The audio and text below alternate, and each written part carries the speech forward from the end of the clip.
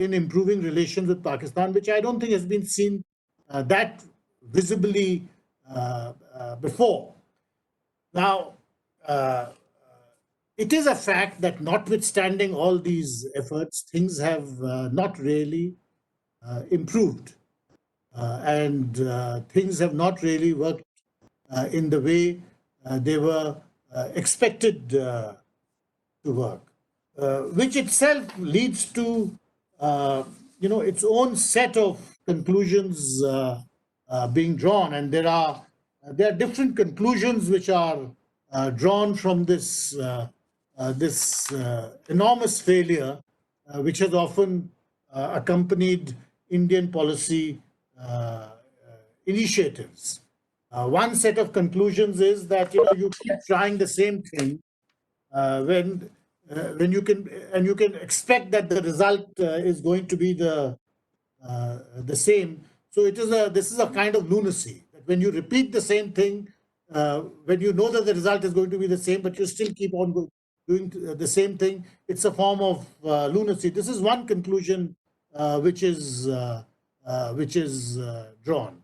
The general view is that there's no point engaging with Pakistan because you know that a breakdown is inevitable and disengagement will follow. So why make the effort at all? A corollary of that is that you're inviting risks by taking initiatives or by embarking upon a particular initiative. The second conclusion, which is often drawn from this history of failure, is that this is a DNA problem in Pakistan, and I referred to it earlier. It's very similar to the kind of debate which used to take place in the United Kingdom and from around the middle of the 19th century, which was Europe's German problem, and especially after the First World War, there was this view about the Europe's German problem, that there's something fundamental to the German character, which makes for aggression. And A.J.P. Taylor coined a number of epigrams about this, and one of them is, and this certainly superficially at least applies to Pakistan. He said every German frontier is artificial, therefore impermanent, and that is the permanence of German geography. In other words, that there is a predisposition in Germany, and you cannot do anything about it. There's a similar perception in many circles about Pakistan today, and as I said, it had its cartographic anxieties are such that it makes for a certain pattern of aggressive behavior. And Professor Paranjpe referred quite very well to that cartographic anxiety when he talked about the Durand line and the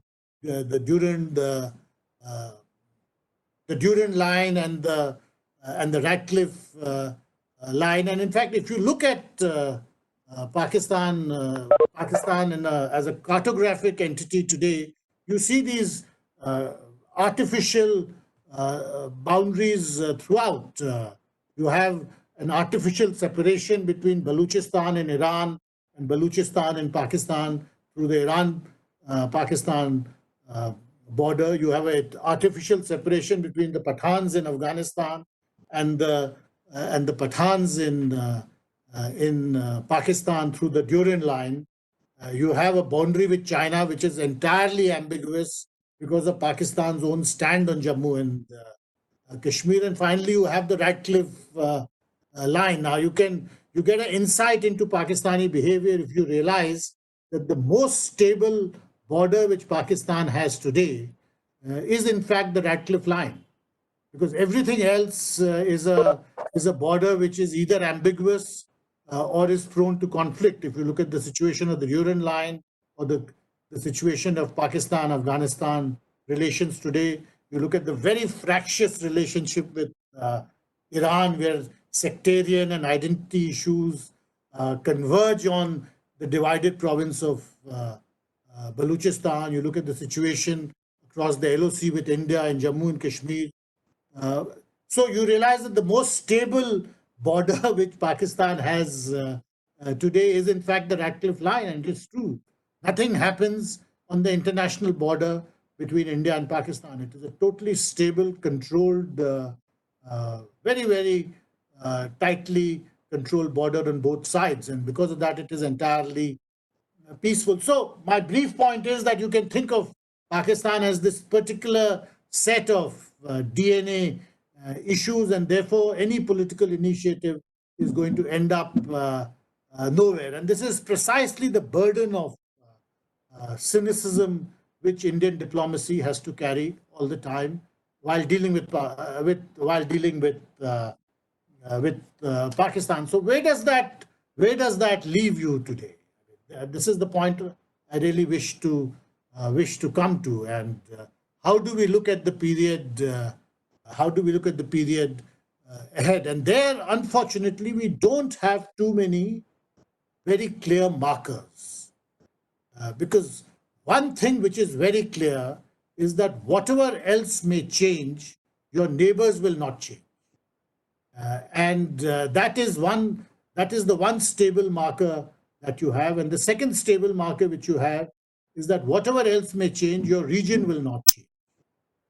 And your region has a huge influence on your neighborhood. If you look at the quality of India-Pakistan relations in the last 30 years, you will realize that there are certain seminal events in your neighborhood which have transformed your bilateral relationship. 1979 was one year.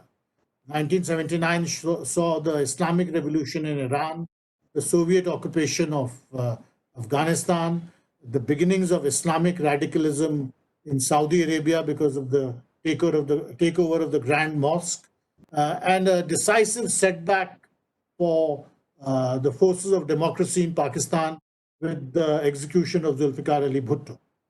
All these factors happened in 1979 in our immediate region. Alongside, there were other factors, of course, other major changes taking place, which is the establishment of diplomatic relations between China and the United States, the rise of China as an economic power, and so on and so forth. If you come 10 years later to 1989, 1990, again, you see a cluster of changes in our region, which have an immediate impact on your bilateral relationship, which is the Soviet withdrawal from Afghanistan, the coming down of the Berlin Wall, and the redrawing of this cartographic redrawing of Europe, the end of the Cold War, and finally the beginnings of the insurgency in Jammu and Kashmir, with the eviction of the Kashmiri Pandits from Srinagar, which began in end 1989, January 1990. Now, these are all regional developments which have a great impact on your bilateral relationship. So, in brief, and I could go on about these international and regional developments at some length, but the point is that if you look at the future ahead, the stable markers you have are that your neighborhood is going to remain the same. And secondly, your regional environment is going to have a great impact on your neighborhood. So today, when you look at a post-COVID, hopefully a post-COVID world, because I'm sure at some stage this virus epidemic will come to an end, but it will have a devastating impact on our economies and on the global economy. You have the rise of a second global hegemon in the form of China, and you have a consolidation of Pakistan-China concert in many ways. These factors are going to have an impact on your bilateral relationship, and therefore you have to think about how you are going to deal with your neighbor in the period ahead. Do you have any ready-made template for dealing with your neighbor? No, because as I said, neighboring country relationships are difficult, and they have to be therefore viewed both in tactical terms, or what the military calls kinetic terms, but also in larger strategic and foreign policy terms. What we have been in the last 2 or 3 years is, I think, a kinetic phase of our relationship, which is the action which we had to take post Pulwama, or the action we had to take post Uri. These are kinetic responses. They are tactical responses because of an emergent terrorist threat. These are things which have to be done. This is part of dealing with difficult neighbors. But does this constitute the whole of a policy? It obviously does not, because you need a larger vision for how you are going to deal with your neighbors. And if we look at our own history, you will find elements of that larger vision.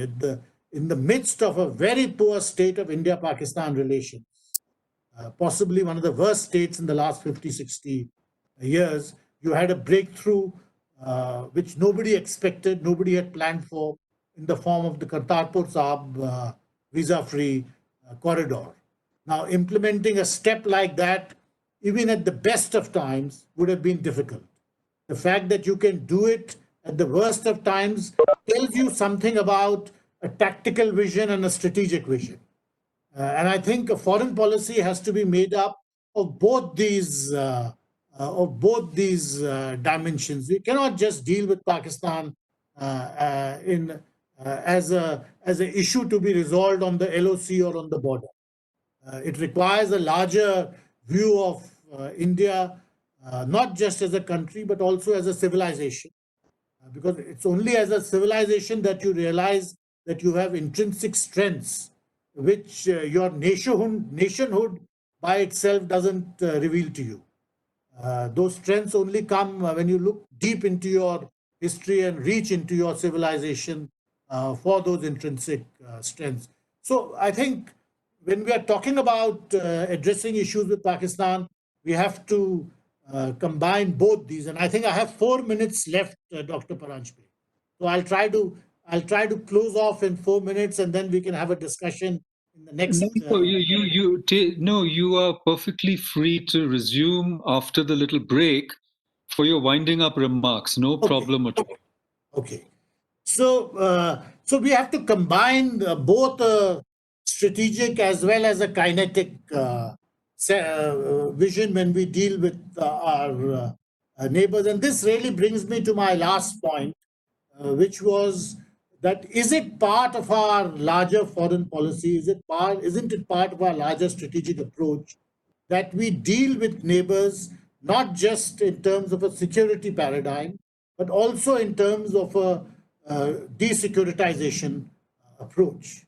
Now, it would be fanciful to think that you can address issues with Pakistan only on the basis of desecuritization. Obviously, you can't, because there are serious security issues, military issues, which are embedded in that interface with Pakistan. But we have to think about how do we enlarge the desecuritized element in your relationship. And this is something which you can't do, in the short term. It is something which you have to address without being fanciful or without suspending reality. I think realism requires that security and geopolitical and military aspects are inbuilt into your relationship. My point simply is that we also have to think of the other large chunk, which is the non-security or desecuritized elements. And there's no better time for doing so than today, because we are all in the midst of this black swan event, for which even the most advanced economies and the most advanced military powers had no real defenses against, as indeed we did. When we look at the world ahead, we can't predict with certainty what all will change because of this pandemic. In many ways, traditional geopolitics as we know it will continue, because you have very clearly a new hegemonic contest which is going to unfold in the years to come, and how you position yourself in that hegemonic contest will be a real test for your foreign policy. But having said all that, what is also clear is that uh, that non-traditional security issues, which otherwise command a smaller part of the geopolitical spectrum, their space will grow. Just yesterday, we had the Reserve Bank of India talking about the dangers of climate change and the grave threat which climate change poses to fiscal stability. When a central bank governor talks language like that, then it means that yes, you have to think much more seriously about climate change and environment issues than you were doing. So what you can predict is that non-traditional security issues will their spread in our interface with Pakistan may increase a little bit. How much it will increase, we don't know. But certainly, our effort should be to try to increase it to the extent possible without, as I said, being fanciful about it. And there are many examples of how this possibly may already be happening. SARC, which was moribund, suddenly got a wake-up call and suddenly there was a flurry of activity because of a health minister's meet and because our Prime Minister took the initiative to call for a SARC meet on how to deal with the pandemic. And there are other examples of this. Now, when we put non-traditional security in an India-Pakistan context, you find that there have been three major attempts to desecuritize the India-Pakistan relationship. Now, out of these three attempts, two have been failures, as it looks right now, and one has been a part success or maybe a reasonable success. The success was in the case of the Indus Waters Treaty, a major effort to find a non-security answer to a very contentious issue of how do you share water between upper and lower riparian states, and the answer you came up was in the form of the Indus Waters regime. It's a very good example of how you expanded at that time the non-security part of the spectrum, how you desecuritized an aspect of the relationship, and that has been a reasonable success. The two failures have been firstly in the area of trade, where at one stage everyone thought was the kind of was the magic bullet to dissolve old enmities. I think the trade initiative failed or has failed so far. And another very, very interesting idea which failed was the idea of energy security through a Iran, Pakistan, India gas pipeline. And there are multiple reasons for that failure. But my point was that you have these three major examples of of desecuritizing India-Pakistan relations, and out of which two have failed, and one was a reasonably okay success so far. Not 100% success, but reasonable, better than others. Are there areas of non-traditional security where India and Pakistan should now start thinking about?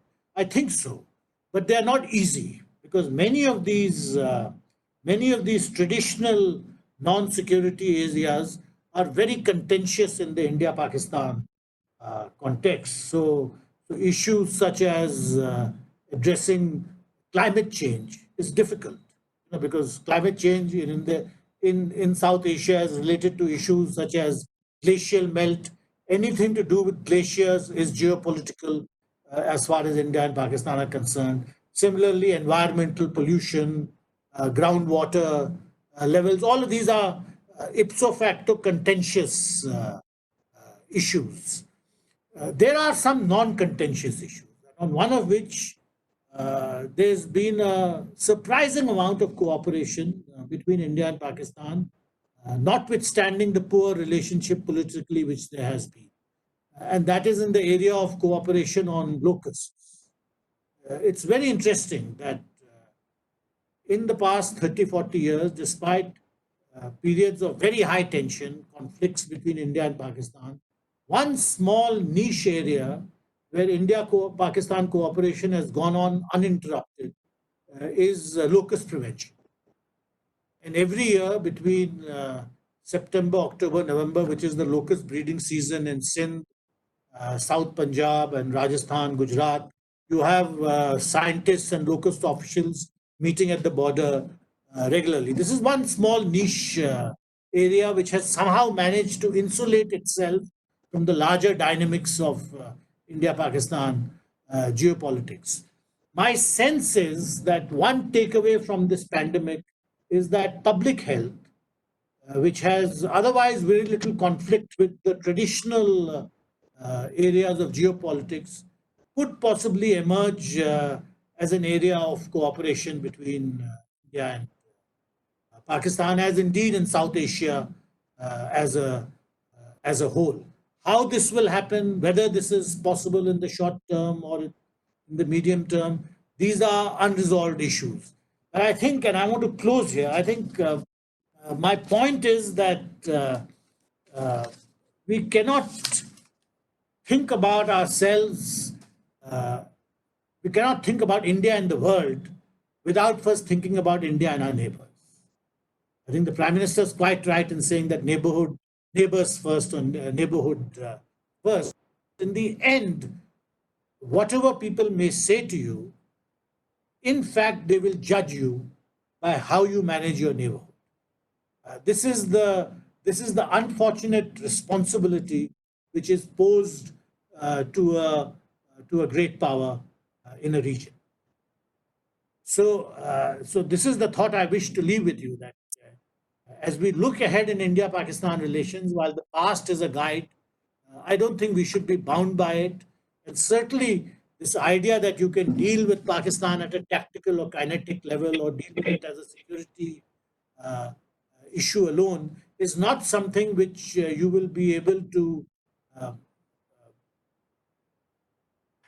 make it in conformity to with the rest of your external policy and foreign policy. So thank you very much again, Professor Paranjpe, for inviting me to share my thoughts with you today. Thank you. Thank you, Mr. Raghavan. We already have questions coming to us on chat. I just wanted to possibly raise one or two issues. I think I think you've very persuasively steered us between the extremes of the hawks and the doves in a very realistic manner, and tried to show how we can't be fixated only on a security-oriented framework when we think about our neighborhood, especially Pakistan. I was wondering why you, I think, didn't emphasize or elaborate on the potential of leadership. In other words, you mentioned how many prime ministers on both sides have tried to engage with this leadership. And Prime Minister, I remember he made a surprise stop and went and visited Nawaz Sharif on his way back, which was quite dramatic, and he was very well received. What I'm really asking is, can leaders make a difference? And obviously, I mean, there was great hope with Vajpayeeji's bus diplomacy also, and nothing much came out of it. And when Imran Khan, who was very popular in India as a cricketer, became the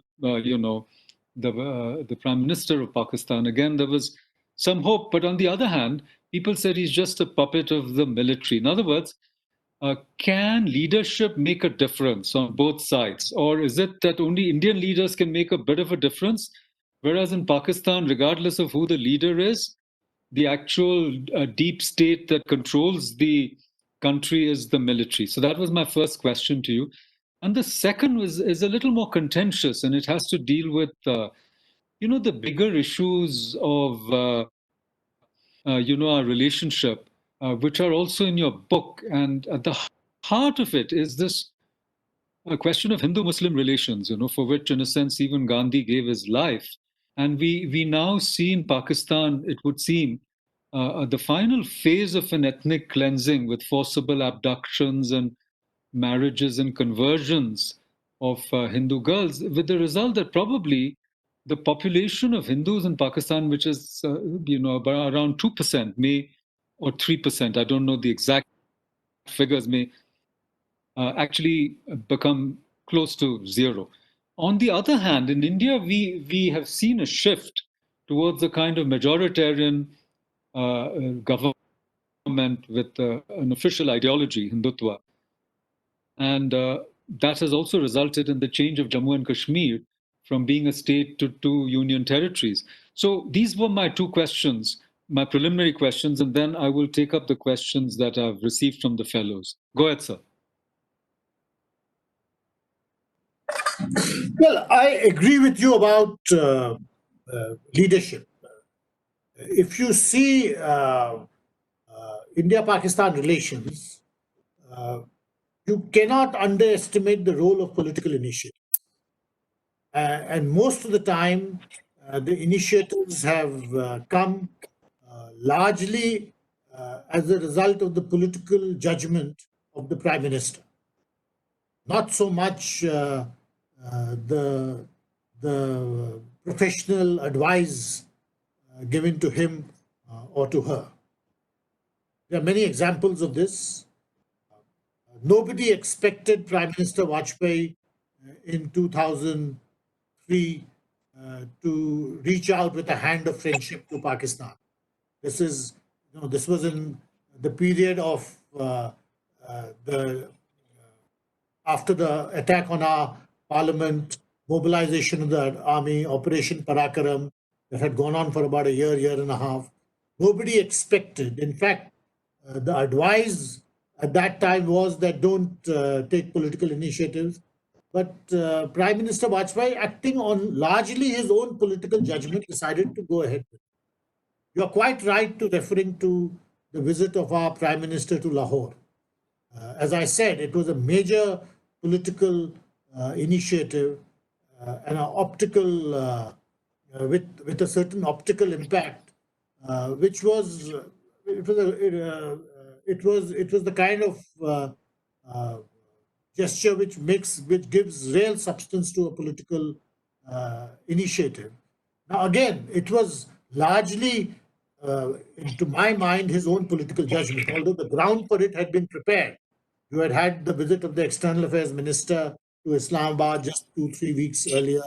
The National Security Advisors had met just 2 weeks before his visit. The ground had been prepared, but I think that initiative itself was a question of leadership judgment, and there are many other examples. So I think one should not exclude the role of political initiative, and one can, in fact, quite reasonably predict that the present jam in India-Pakistan relations will not be broken by the normal diplomatic efforts, but will be the outcome of political initiatives. Would they come from India? Most certainly, yes. And why is that? I think the political space available to the Prime Minister of India is far in excess to what is available to Pakistan, any leader in Pakistan. I mean, those are the realities of the situation. The second reality is that the burden of expectation on you internationally is much more than the burden of expectation from Pakistan. That is the second reason which has always meant why India has had to take the initiatives. The problem is that, as I said, because of this inbuilt cynicism which we have, there is a great deal of domestic resistance and inertia. And this is precisely where the role of political leadership comes in, is of overcoming that inertia and that resistance. The second one was the question about Jammu and Kashmir and Hindu-Muslim